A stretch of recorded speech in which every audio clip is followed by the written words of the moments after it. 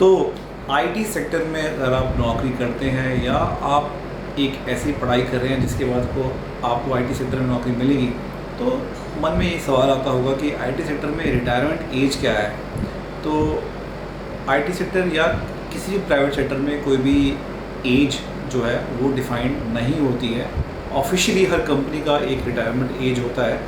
जैसे most companies में 58 years का रिटायरमेंट एज उन्होंने मेंशन किया हुआ है। बट क्या 58 ईयर्स तक के लोग आप अपनी कंपनीज में देखते हैं या किसी भी प्राइवेट सेक्टर में आपने इस एज के लोग देखे हैं काम करते हुए?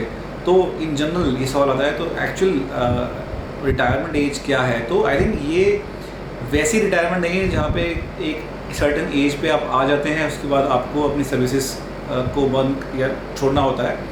वो तो जैसे गवर्नमेंट में 60 या 62 या 58 डिपेंडिंग ऑन डिफरेंट स्टेट्स और डिफरेंट डिपार्टमेंट्स आपकी एज डिफाइन होती है कि ये आपने अचीव की और आपकी सेवानिवृत्ति हो जाएगी, आपकी रिटायरमेंट हो जाएगी। बट प्राइवेट सेक्टर में specially IT information technology sector में आप नौकरी कर रहे हैं तो ऐसी कोई तो एज है नहीं, बट आपको एक सर्टेन एज के बाद वहाँ पे लोग नहीं मिलते हैं तो बहुत कम मिलते हैं और वो बहुत सीनियर एग्जीक्यूटिव लेवल पे होते हैं जहाँ पे हर कोई शायद ना पहुँच पाए because of number of seats are limited and number of people are more. तो आइए सब बात करते हैं इस वीडियो में। कोई भी आईटी करियर जो स्टार्ट करता है पर्सन मोस्टली 22 से 25 साल की उम्र में स्टार्ट करता है। तो अगर उसने सिर्फ ग्रेजुएशन के बाद ही आईटी सेक्टर में नौकरी स्टार्ट की, जैसे बीटेक किया, तो वो 22 साल की उम्र में इंडस्ट्री में आया। और सेम कोई इंजीनियरिंग बीटेक बीसी एमसीए करके या एमबीए करके आया तो 25 साल तक मोस्टली सेक्टर में 24-25 साल में तो जॉब में आ जाएगा। अब जो मैक्सिमम क्राउड होता है आईटी कंपनी में, आईटी सेक्टर में, मोस्टली आपने देखा होगा वो 22 से 32, तो आई थिंक सबसे ज़्यादा वही रेशियो होगा किसी भी कंपनी में। तो अप टू 10 इयर्स का जो एक्सपीरियंस अगर आप उस जोन में आए, मैक्सिमम जो आई वुड से पॉपुलेशन आप उसको कह लीजिए या एम्प्लॉय स्ट्रेंथ कह लीजिए, ये इसी कैटेगरी की होती है। क्योंकि इसका रीज़न ये है कि जो सैलरी रेट्स होते हैं, स्टार्टिंग सैलरी, क्योंकि अभी भी इंडिया में 2-3 लाख 4 लाख से ऊपर नहीं है किसी भी सर्विस बेस्ड कंपनी में। तो इस एक्सपीरियंस से लेकर जो 10 साल का एक्सपीरियंस होता है बंदे का, किसी भी एम्प्लॉय का, तो अभी भी वो लिमिटेड सैलरी रेंज में ही होता है। 15 से 18 लाख, कोई बहुत टच कर गया तो 20 ऊपर चला जाएगा, इससे ज़्यादा नहीं मिलता है। मोस्टली आईटी सेक्टर में यही, सर्विसेज इंडस्ट्री में स्पेशली यही नॉर्म है। आपको 50-60 लाख नहीं मिलेंगे यहाँ पे। मैं सिर्फ आईटी सर्विसेज की बात कर रहा हूँ। अगर आप आईआईटी या आईआईएम बैकग्राउंड से हैं तो आप शायद ये आपके लिए वीडियो नहीं है। मैं एक जनरल कैटेगरी जो टियर 1 टियर 2 सिटीज़ में इंजीनियरिंग कॉलेजेस हैं और जो वो crowd mainly IT services industry पर डिपेंड करती है, मैं उस क्राउड को इस वीडियो के थ्रू कैटर कर रहा हूँ। तो आपने मैक्सिमम देखा कि 22 से लेकर 32 साल तक की जो प्राइम एज के लोग होते हैं, मैक्सिमम स्ट्रेंथ उनकी होती है। फिर आता है एक सेकंड सेगमेंट जो सेकंड मेजॉरिटी होती है, 10 से 20, 10 साल के एक्सपीरियंस से लेकर 20 साल का एक्सपीरियंस, यानी कि 32 से लेकर 42 एज या 25 से 45, ये आप मान लीजिए। अगर आपने 25 से करियर स्टार्ट किया तो 25 से 35, या फिर आप 35 से, अब नेक्स्ट जो स्टेट है या तो 32 से 42 या फिर 35 से 45। इस एज के जो लोग होंगे वो सेकंड हाईएस्ट स्ट्रेंथ में होते हैं। और इसमें भी क्या होता है, जैसे जैसे आपकी एज बढ़ रही है वो डिमिनिशिंग आपको उसमें क्राउड मिलेगा।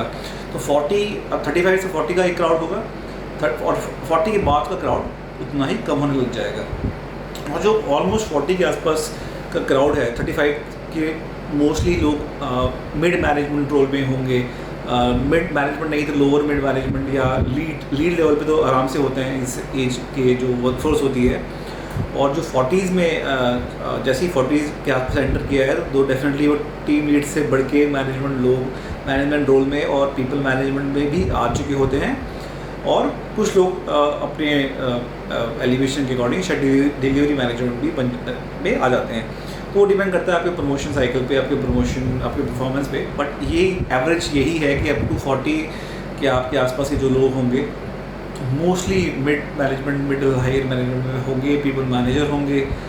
और 45 प्लस, अब नेक्स्ट आता है 45 से 50 का स्पेस बहुत ट्रिकी है, बहुत कम। आई थिंक सबसे लोएस्ट वहाँ पे आप देखेंगे 45 से के बाद प्रैक्टिस में लोग ज़्यादातर होते हैं सर्विसेज इंडस्ट्री में, जो सीनियर डिलीवरी मैनेजर्स होते हैं, सीनियर मैनेजर्स की पोजीशन होती है, जिनकी जो अकाउंट ओन करते हैं, पूरा अकाउंट का डिलीवरी उन पे होता है, तो काफ़ी हाई स्ट्रेसफुल जॉब वो एक तरह से स्टार्ट हो जाता है उस एज में और उस एक्सपीरियंस के बाद, क्योंकि आप एक इंडिविजुअल कंट्रीब्यूटर नहीं होते हैं, आप 100, 200, 500, 1000 लोगों की टीम मैनेज करते हैं, उस साइज़ का प्रोजेक्ट मैनेज करते हैं, उतने $1 मिलियन का एक रेवेन्यू आपके लिए आप रिस्पॉन्सिबल होते हैं, उस डिलीवरी के लिए रिस्पॉन्सिबल होते हैं। तो 45 से 50 के बीच में वो कैटेगरी होती है, उस लेवल के आपको लोग इजीली मिलेंगे। But after 50 it gets very difficult, because after 50 में जो लोग होते हैं वो गिनती के होते हैं, गिनती के एज इन वो लोग उन डेजिग्नेशंस में होंगे जो मेनली ये कहलाती हैं associate vice president, vice president, assistant vice president, executive vice president कहीं होते हैं, कहीं सीनियर एसवीपी, ये सब डेजिग्नेशंस होंगी। मेनली वीपी लेवल की ये एक कैटेगरी होती है। तो प्रॉब्लम इसमें कहाँ आती है कि सबसे पहले तो सारे लोग जो 45-50 तक सस्टेन भी कर गए वो वहाँ तक नहीं एलिवेट कर पाते हैं, because of any reason, maybe skill set, maybe because of calibre, because of being burned out, वो खुद ही स्टेप बैक कर जाते हैं, या because of any other reason कि वहाँ पे उनको वो रोल मिलता ही नहीं है, तो उसके बाद उनका रोल एंड हो जाता है and somehow silently they are asked to leave, और इवेंचुअली वो खुद ही छोड़ देते हैं बिकॉज उनको अपॉर्चुनिटी मिलती ही नहीं है।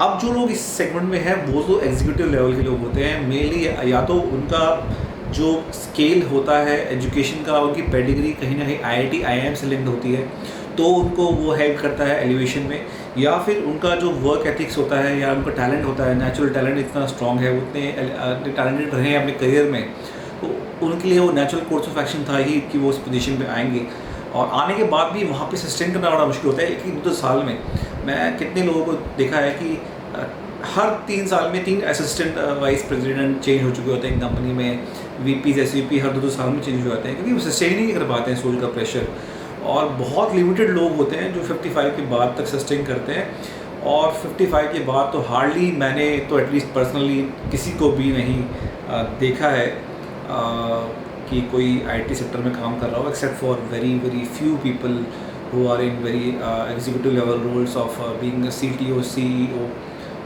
सो वो एक डिफरेंट लीग हो जाती है अगेन। तो इस तरह से टू समराइज, IT सेक्टर में रिटायरमेंट एज कम होती जा रही है डे बाय डे। अगर आप ये 20 साल पहले अगर आप इसको देखते तो डेफिनेटली लोग आपको 55, 60, 58 जो भी कंपनी की रिटायरमेंट एज होती थी लोग नौकरी करते थे, क्योंकि भीड़ कम थी। अपनी भीड़ इतनी ज़्यादा हुई है 55 की एज पे, 50 के बाद के आसपास के पैकेजेस कौन कंपनी देना चाहेगी जब उससे कुछ वुड से क्या बोलूँ मैं उनको, मतलब 1/3 भी नहीं, मतलब बहुत कम कॉस्ट में आपको उतने 100 लोग मिल जाएंगे जितना 1% की वो सैलरी होगी उस टाइम पे। तो ये रीज़न्स हैं। तो IT सेक्टर में जो भी जॉब कर रहे हैं या जॉब करना चाहते हैं, बहुत अच्छा सेक्टर है, बहुत अच्छी अपॉर्चुनिटीज़ हैं यहाँ पे, लर्निंग है, आपको ट्रैवल अपॉर्चुनिटीज़ मिलती हैं, आपको ऑन साइट ऑन शोर ये सब ग्लोबल इन्वायरमेंट देखने को मिलता है, अपॉर्चुनिटी मिलती है, पैसा मिलता है। बट ये आप समझिए कि आपको अर्ली रिटायर करने की अपॉर्चुनिटी दे रहा है, rather than being in a government job of maybe a B or C category, जहाँ पे आपकी सैलरी ही लिमिटेड हो कि आप 60 साल तक भी अगर नौकरी करें तो भी आप उतना पैसा ना बचा पाएँ। यहीं पे आप IT सेक्टर में अच्छी आप अपना इंक्रीमेंट ले रहे हैं और अच्छी स्विचेस के बाद एक डिसेंट पैकेज पे आप एक सर्टेन एज तक भी आप नौकरी कर जाते हैं, मान लीजिए 50 साल तक भी आप नौकरी कर जाते हैं, तो you would have much more than any employee who can even work till 60 years of age. तो वहाँ तक आपका अपना फाइनेंशियली आपको स्टेबल करना होगा, तो उसको लेके हम एक डिफरेंट वीडियो में बात करेंगे।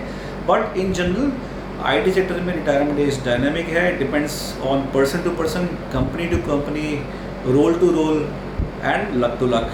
So thanks a lot for watching this video. Subscribe to the channel. Thank you.